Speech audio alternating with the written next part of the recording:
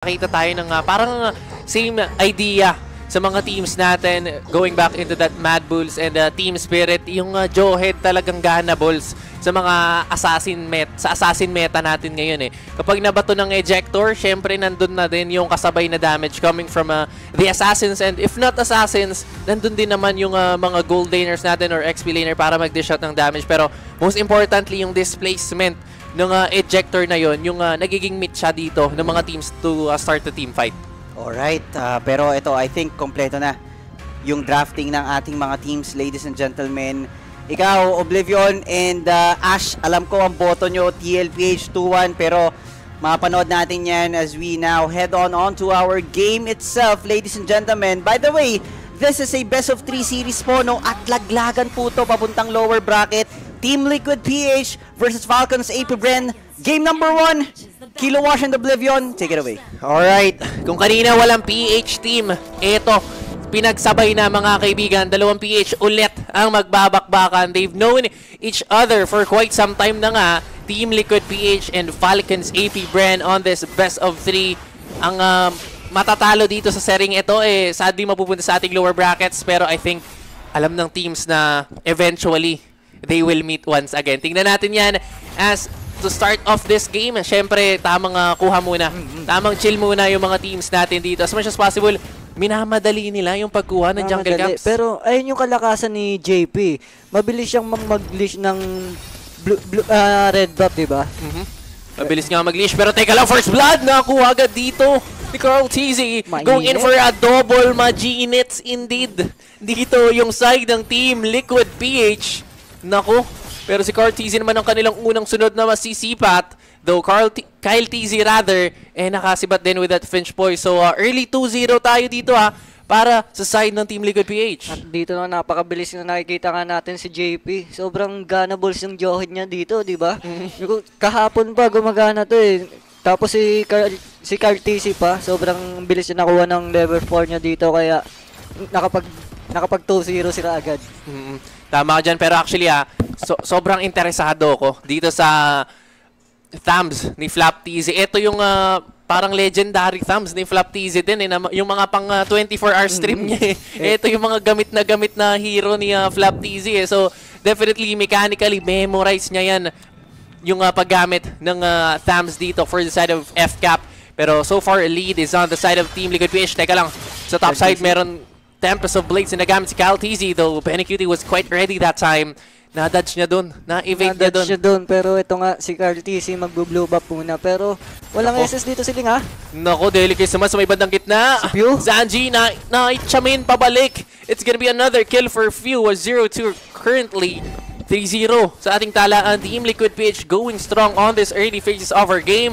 Habang inuumpisa na nila ang kanilang turtle, no contestation that time for the side of Falcons AP Bren. Init siya pabalik dito si Kyle. Init siya ulit.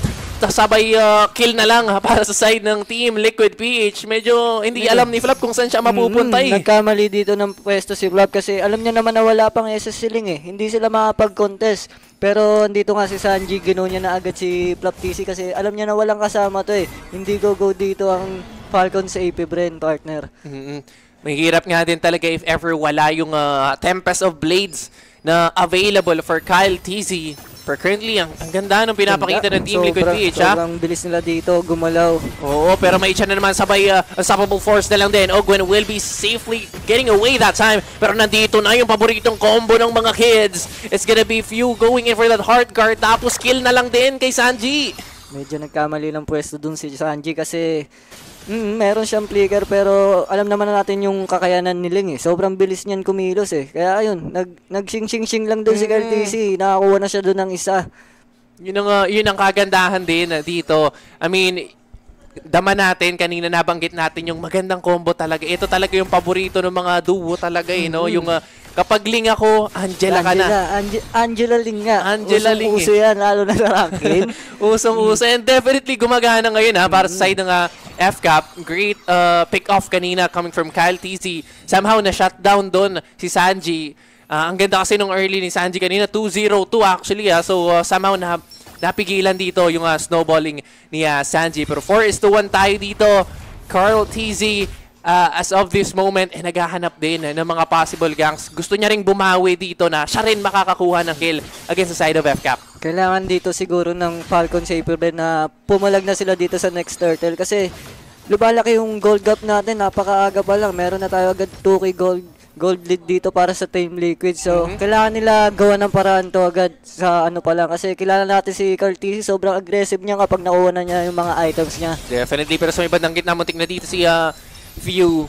Almost a kill. Ang ganda rin actually nung pwestuhan dun ni Sanford. Pero this time, busy na rin yung Team Liquid PH on taking another possible objective. Pero nakaabang yung FCAP dito. Pumasok sa may bandang gilid si Sanford. That's gonna be a secure turtle para sa side ng Team Liquid PH. Pero si Ogwen ngayon ang naniligado. That's gonna be the hard guard coming in from Few. Tempest of Blades will connect and it's gonna be a kill. Sanford is down but 2 more is going down. Make it 1 as Flap TZ will be taken down as well. A quick double for Carl TZ.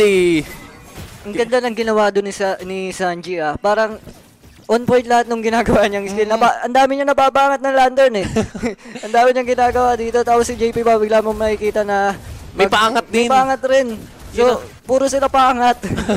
Paangat lang ng paangat dito yung FCAP eh. Sabi, okay, Falcons kayo. Sige, papali pa rin namin kayo dito. Pinaangat ng pinaangat. Pero teka lang. Si Ogun, walang flicker to si Ogun. Walang flicker si Ogun. Medyo delicate nga lang kanyang positioning. Though Super Marco and as well as Few is on the area as well. Primal Wrath na gamit na doon defensively. So, safe na muna yung side ng Falcon Safe, Brent. Safe na safe, pero nakikita natin si Carl TDC dito. Hindi niya binibigyan ng pagkakataon yung mga player natin na gumalaw sa mapa. Parang binablock niya agad yung mga pupuntahan.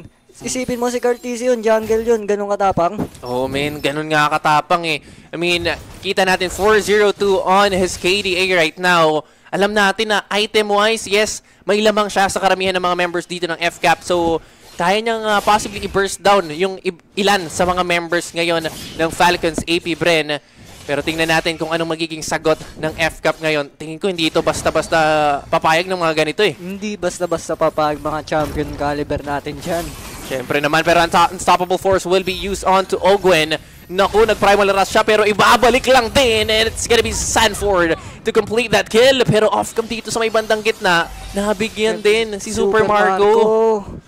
Kaya nga, ayun, si Ogwen doon nabigyan kasi alam nila na wala pang flicker. Alam na mga player natin na wala pang flicker kapag nagamit nila. Kinukol nila yan eh. Walang flicker to, tala, bigyan natin to. Oo, ganun nga yun eh. Parang may time pa yan eh. Okay, 8 minutes, magkaka-flicker na yan. Pero going back, eto, nakakasecure na naman ng panibagong objective yung side ng TLPH. Flap TZ dito, napilitang mapagamit agad eh. Parang gumuguhit na kasi yung lampara ni Sanji. Gumuguhit na nga at eto, napakalinis ng ginagawa dito ng Team Liquid Echo Sobrang ganda ng mga ginagawa nila dito. Parang on point lahat ng dalaw nila eh. Lahat ng mga pinupuntahan nila, nakakuha sila ng mga objectives o kaya hindi kaya, mga kills. Napakaganda. Napakaganda indeed. So far, pero teka lang, flicker ejector. Ogwen is down with a snap of a finger. Pero teka lang, may bawi naman yata dito side ng Falcons AP Brand. Flap TZ is in the middle of nowhere at siya pa nga ang mapapabagsak. Another kill for Carl TZ this time. Naku min, talagang pinapanindigan yung unkillable and untouchable. Medyo nagko-collapse dito yung mga tropang Falcons AP Brand natin hindi nila masagot yung mga ginagawa dito ng Team Liquid. Kasi nakikita natin si JP, lahat ng bush nandun siya eh. Parang hindi mo expect na, ay, andito pala to si JP, si Daddy JP. Oh man, talagang kung yung Luyi may gulat factor, eto men, mas mabilis na gulat factor yung pinapakita sa atin dito. And for now, Team Liquid PH, around 8,000 yung kalamangan nila dito Medyo malaki na to on this 8-minute mark of our game. 8,000. Nako. Medyo mabigat yan. Pero item check tayo dito. Glowing wand na nga dito si Sanji. And for our junglers, for Carl TZ, Hunter Strike, Blade of Heptasis, Hunter Fury. Tapos sa kabila naman, Kyle TZ. Pero teka lang, muntik nang manilikado dito. Heartguard will save him out to safety. Back muna. Reset muna. Pero hindi natin napapansin dito, partner si Benny Cutie. Ay, ang taba rin. Oo. Tahimik lang siya. So mamaya siguro makikita na natin dito na babagyuhin ng Falcon sa AP Brand. Medyo hindi pa natin nararamdaman si JP. Oh, man. Ay, si Benny. Ayun. Ayun nga hindi pa sumasama sa mga team fight. Parang chani-chani lang kasi yung Chani-chani ginagawa ng TLPH dito. Kung may makuwang isa nung lampara ni Sanji, bibigyan agad. Pero Flap TZ ngayon ang kanilang magiging target.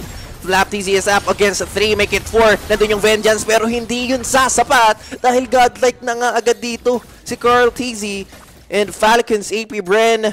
Medyo nahihirapan silang sagutin kung ano yung ibinibigay na problema dito ng Team Liquid PH. And we definitely know din na ito kasi yung kagandahan sa Susan na nasa lineup ninyo eh. Tama ka nga doon. Kaya eto na, makikita na natin yung Lord na nagmamarcha na sa top. Sa tingin ko, kaya ito tapusin ng Team Liquid kasi napakalaki na ng kalamangan nila eh. Sobrang laki na eh. Tsaka sobrang kulang pa ng damage dito ni Super Marco at di kay TC. Oo, meron kang Angela. Kaso nga lang, kapag sinanibang ka ng Angela, yung mga burst potential damage ng Team Liquid ay Oo, kasi eh. pero teka lang, may walis naman doon sa may bandang gitna. Ogwen will be out safely pero si Flap TZ ang kanilang magiging sacrificial lamb. Half HP towards this Lord. Kyle TZ to the rescue naman din dito sa may bandang likod.